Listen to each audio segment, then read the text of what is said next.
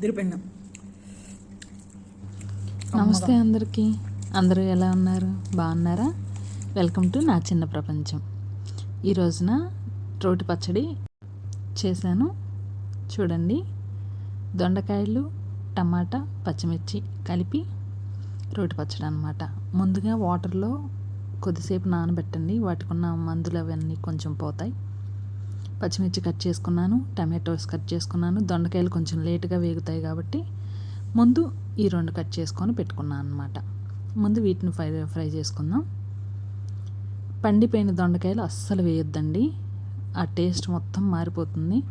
కొంచెం ఒక రకంగా ఉంటే పర్లేదు, కానీ మరీ ఎక్కువ పండిపోయిన వాటిని అస్సలు వాడద్దు, రుచి మొత్తం పోతుంది.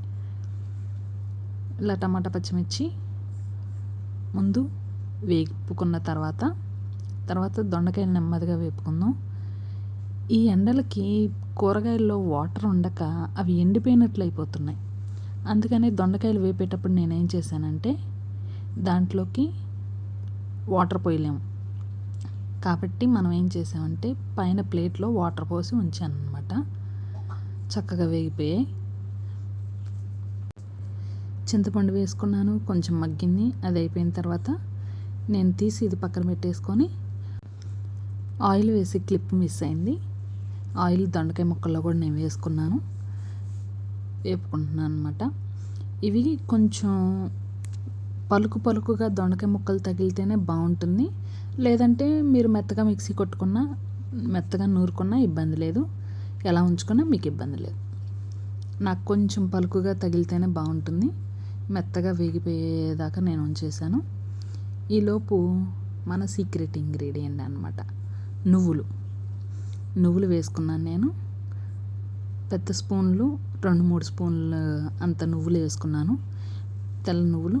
వాటిని చక్కగా నువ్వులు వేపేటప్పుడు అస్సలు పక్కకి వెళ్ళొద్దు, వెళ్తే వెంటనే మాడిపోతాయి. ఇవి చాలా త్వరగా వేగుతాయి అన్నమాట, వెంటనే రంగు మారిపోతాయి. చక్కగా తిప్పుకోండి. స్టవ్ ఆఫ్ చేసిన తర్వాత కూడా మీరు స్టవ్ మీద ఉంచుకోవద్దు, తీసి పక్కన పెట్టేసుకోండి.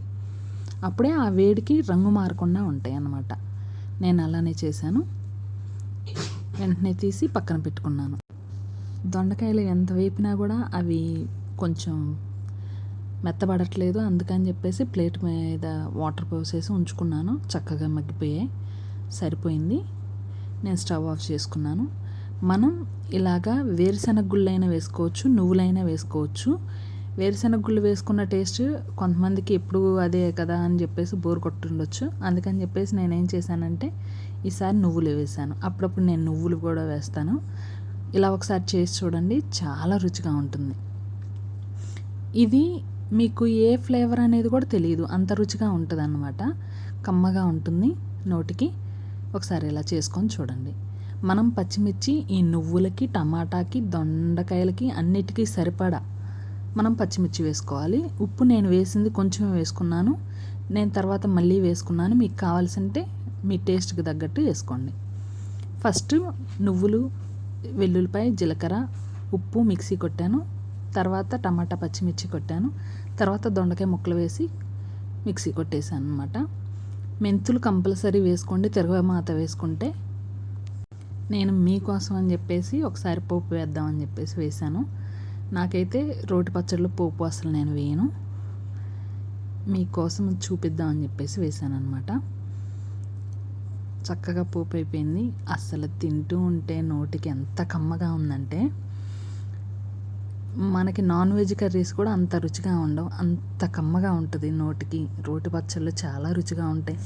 చపాతీలోకి తినొచ్చు, ఇడ్లీ, దోశలు, రైస్ ఇందులోకి తిన్నా కూడా చాలా కమ్మగా ఉంటుంది. మీకు కనుక నా వీడియోస్ నచ్చితే ప్లీజ్ లైక్, షేర్, సబ్స్క్రైబ్. మళ్ళీ కొత్త వీడియోలో కలుద్దాం. Bye.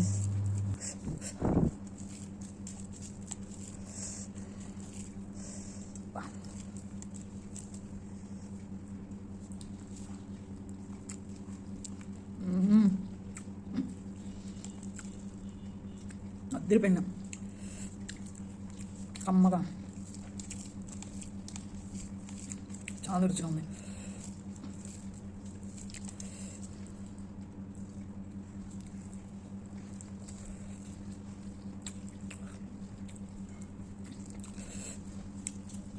Okay guys bye. Please like, share, subscribe.